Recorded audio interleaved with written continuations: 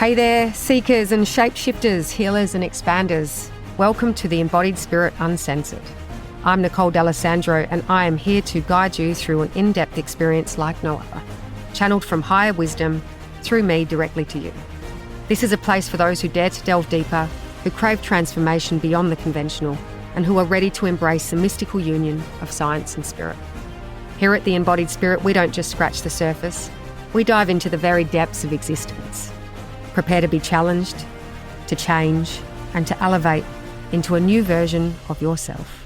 We're inviting you into an entirely new world, a realm that extends far beyond your physical being. So if you're ready to transform your understanding and awaken to your true spirit, you're in the right place. Let's embark on this profound journey together. Welcome back to Embodied Spirit Uncensored. I'm your host, Nicole D'Alessandro. And today, episode 3, we'll be diving deeper into our spiritual and personal journeys. In this episode, we're going to be exploring the powerful laws of attraction and vibration. But first, let's quickly recap on what we've covered so far and how it leads us into today's theme.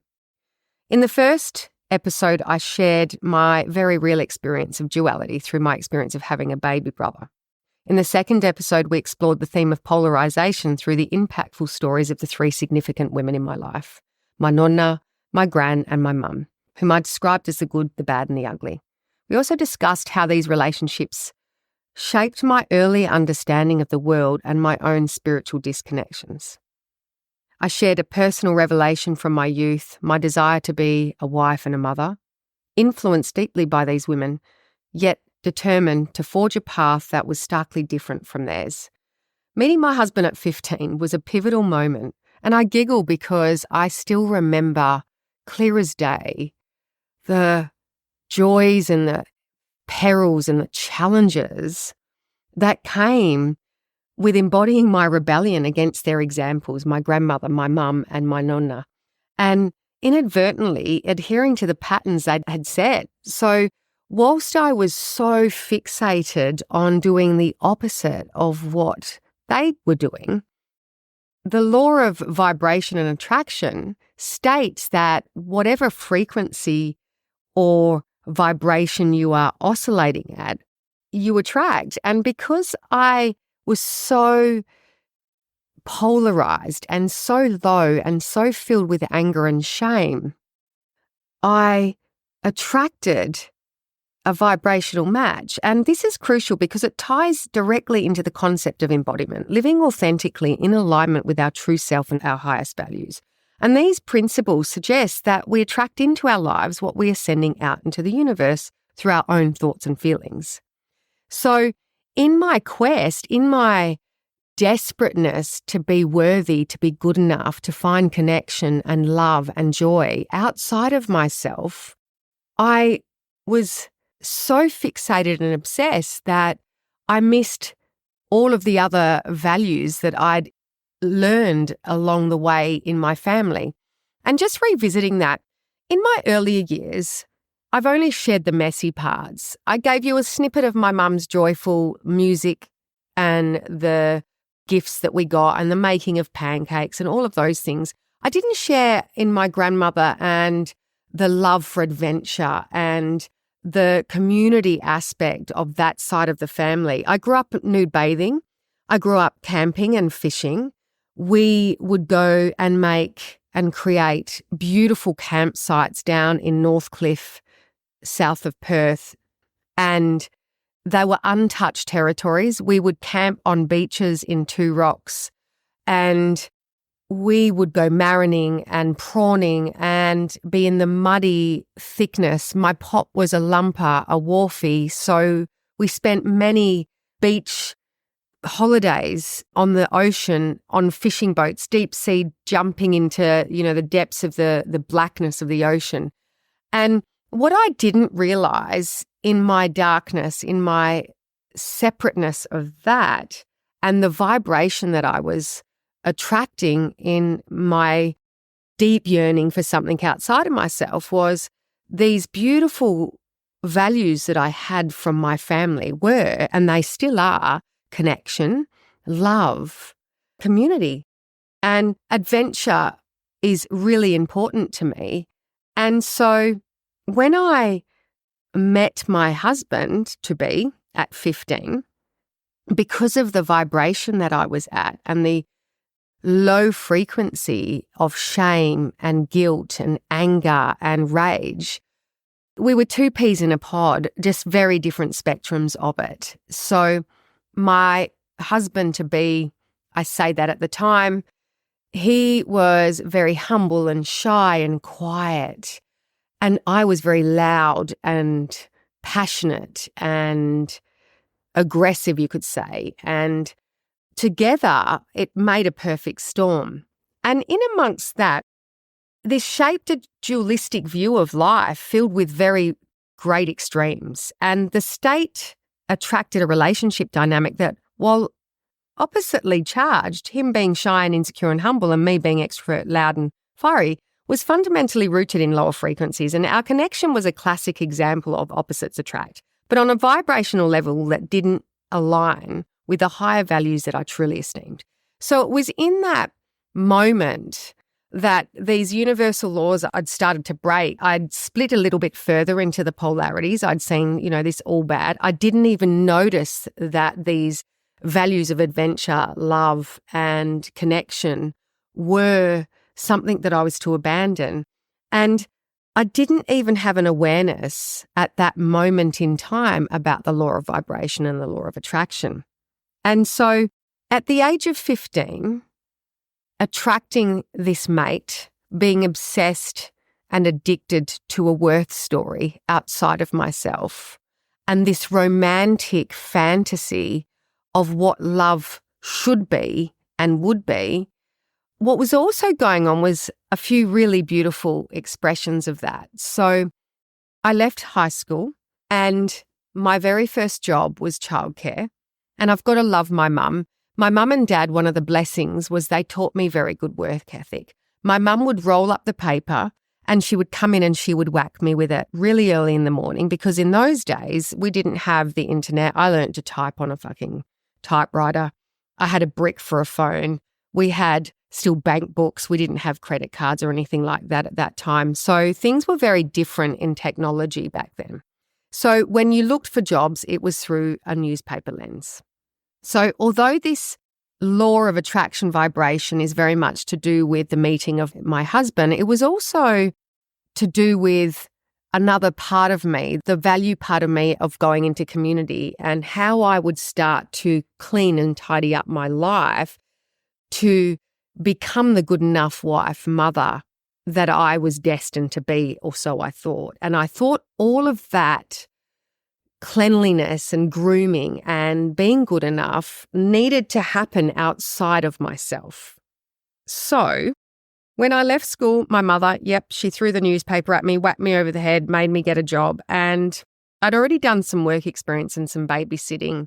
And I knew that I wanted to help young people who were going through what I'd been through. I never wanted a child to feel misunderstood, or, that's probably the best way to describe how I felt. Misunderstood, left alone, not cared for, even though that wasn't true. That was my experience at that time. So I went into childcare. And at the age of 15, I got a full-time job in childcare. My dad used to take me and drop me off. Oh my goodness, I have those fond memories of him picking me up, and he'd be sitting in the car, and he was a lover of cheese, and we'd have all the windows wound up, and I'd get in the car and bloody hell, I'd get blown off with cheese smell. Anyway, that's just a bit of trivia for you. So in amongst all of this low frequency, low vibration, this bringing my husband out of his shell, I'll refer to him as that, even though he wasn't at the time. He was my boyfriend. Just seems a bit weird to call him that. But he was really shy, and I guess I brought him a little bit out of his shell. I taught him about adventure. He didn't come from a very adventurous family. They were a little bit more safe in the way they played. They had a facade on the outside. They liked things to be tidy and clean and together. And they didn't ever air their dirty laundry. They kept all of their messiness on the insides of their life. So I didn't see that. I saw them as a challenge for me to be brought into their family and to be seen as worthy of marrying their son. And he was the eldest, and the eldest son of an Italian family. It was very important to my mother-in-law that he picked the right woman, and that the woman that he was to pick would be a good wife and a good mother. So the quest for that also aligned with me going into childcare, and I realised when I went into childcare how much I loved it. And that sowed the seeds for me working in community for the rest of my life. And so on one side, we had this low vibrational, both carrying shame, both having our own expressions of trauma, of our own experience of family life. We had that going on, and our relationship from the start was very volatile and very colourful, and everything I said I wouldn't go into, I did. And I always said I loved a good challenge, and that relationship was always challenging.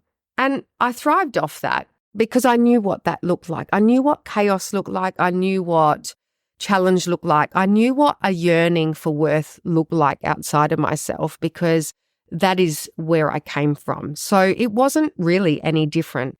However, the abandonment of my values because of this law of vibration and attraction meant that the very thing that I said I wouldn't do, I was going into.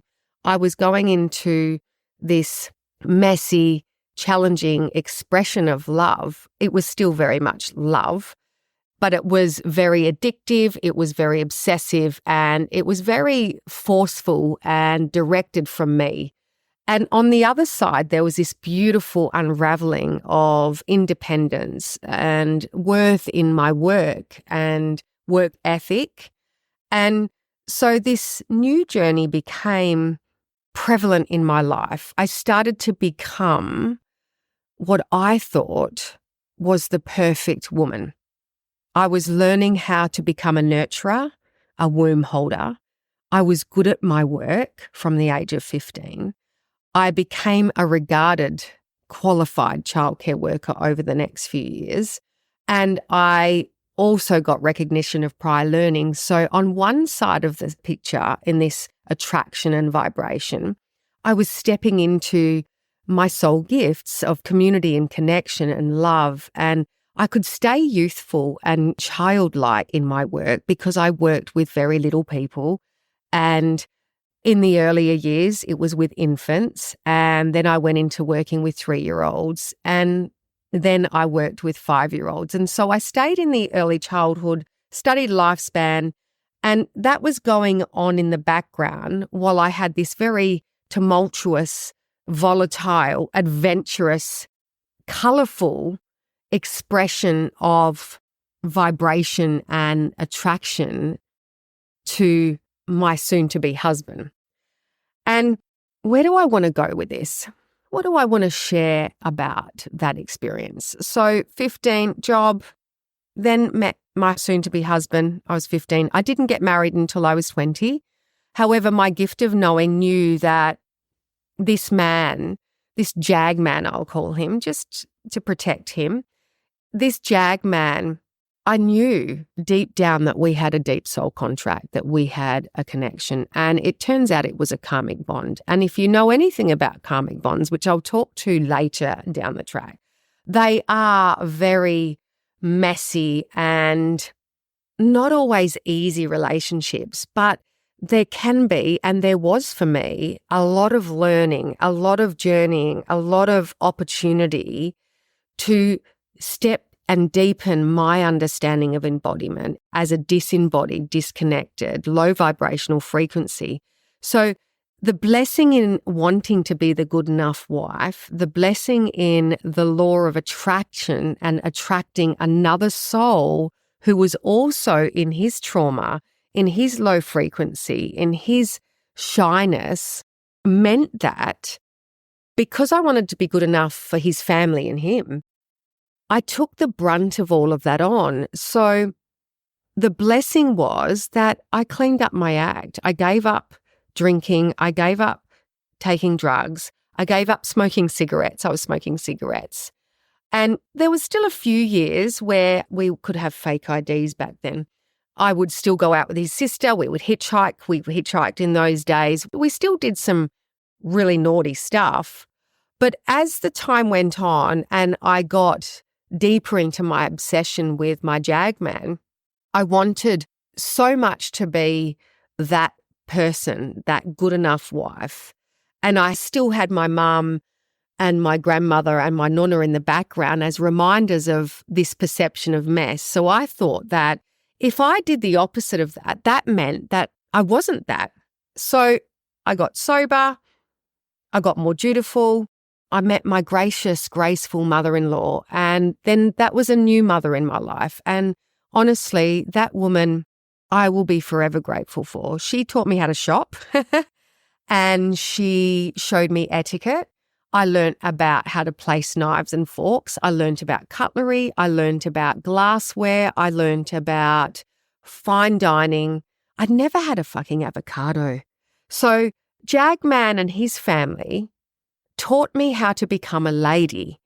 And even though I was already a woman, well, I was a girl really, even though I had an adventurous spirit, I was fiery, I was passionate, I was a lover, I was romantic, I wanted connection.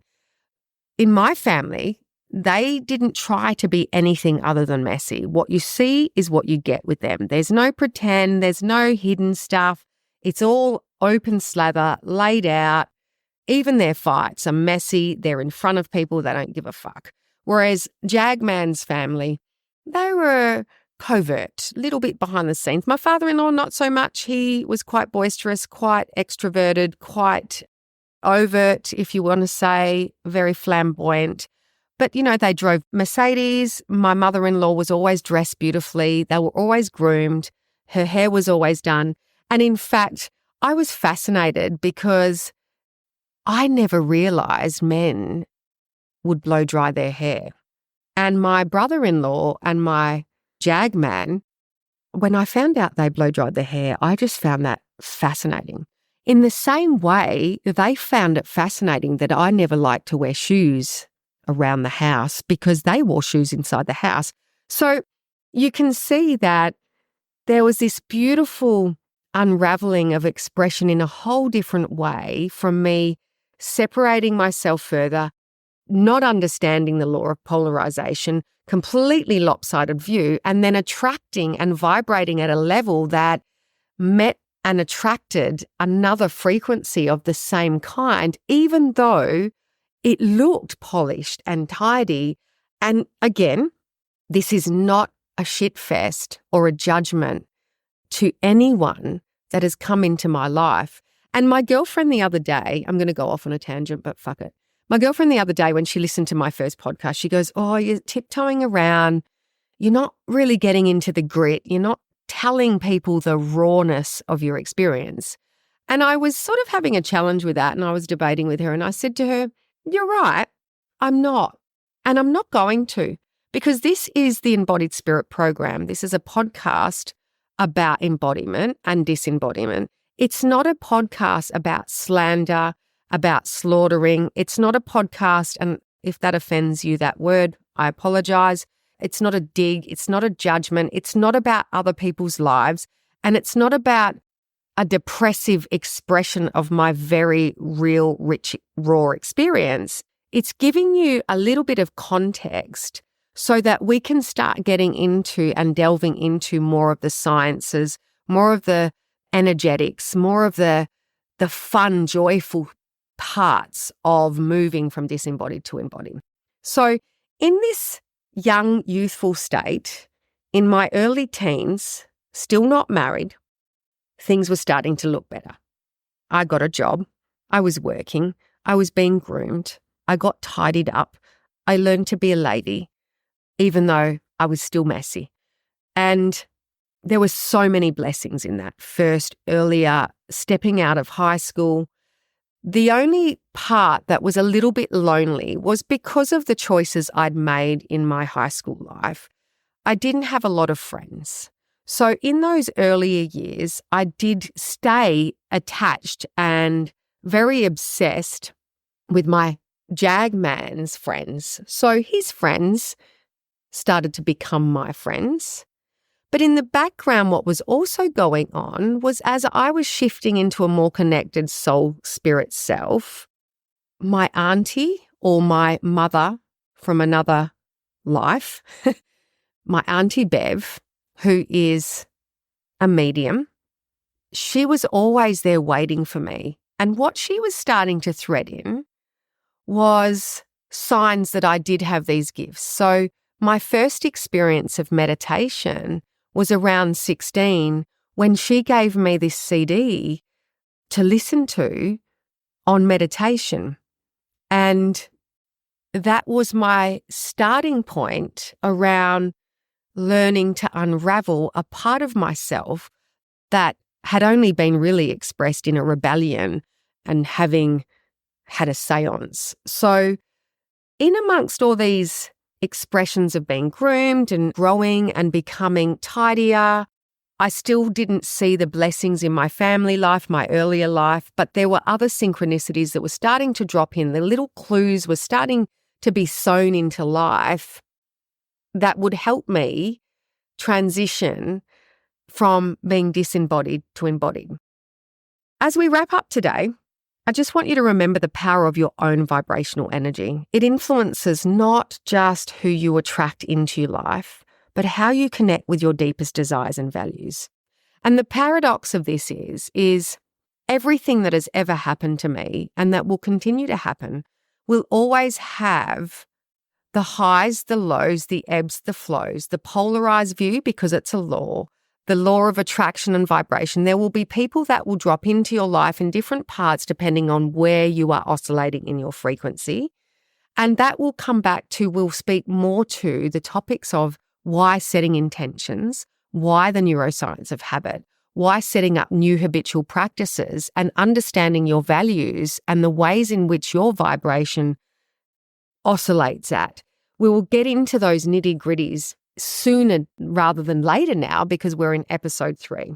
So as I leave you today, stay tuned because we're going to continue to unravel these complex dynamics and learn how to evaluate our vibrations to align more closely with our true selves. And I will be speaking a little bit more to Jagman and the next very many years of my obsession and addiction for him and my self-worth story as I navigated the blessings in that relationship and how it showed me where to go journeying and looking inside of myself to realize the power of my own vibrational energy, to shift into a higher frequency, to take ownership and accountability so that I could become that best version of me. And it took a long time to move and shift. And there were so many long journeys of messiness threaded into that we'll cover in the next episode.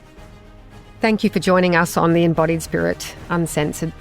Today's journey may have ended, but your personal transformation has only just begun. So keep channeling the insights and energies from our episode. And as you move forward, remember, this podcast is for those who are not just living, but are seeking to live profoundly. Continue to explore, expand and evolve with us. Make sure to follow this series, connect with us on Instagram at Nicole D'Alessandro Perth, or visit www.nicoledalessandro.com.au for more transformative content. You can also find me on Facebook at Nicole D'Alessandro. Until next time, stay curious, stay inspired, and more importantly, stay batshit crazy as you embody and explore beyond your current realm of existence.